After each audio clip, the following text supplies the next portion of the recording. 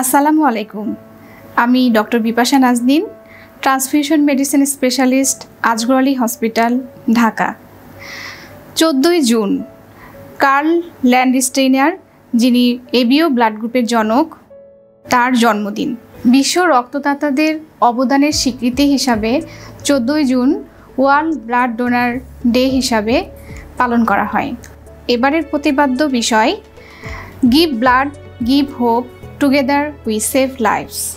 বিশ্বজুড়ে প্রতিনিয়ত প্রায় 1.5 কোটি মানুষের বিভিন্ন কারণে রক্তের প্রয়োজনীয়তা হয় এবং এই সংকট মোকাবেলার জন্য শুধুমাত্র স্বেচ্ছায় রক্তদান করলেই সম্ভব, কারণ অনেক পরীক্ষা নিরীক্ষার পরেও কৃত্রিমভাবে রক্ত তৈরি করা এখন পর্যন্ত সম্ভব হয়নি।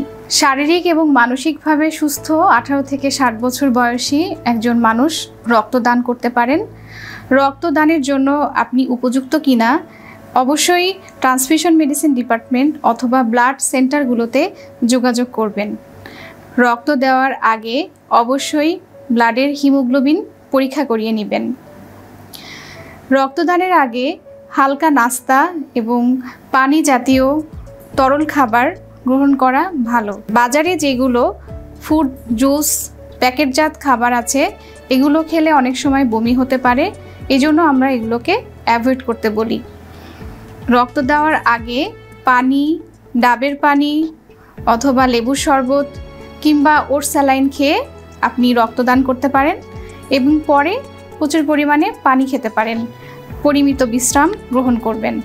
আপনার 1 ব্যাগ রক্ত থেকে বাঁচতে পারে 3 জন মানুষ।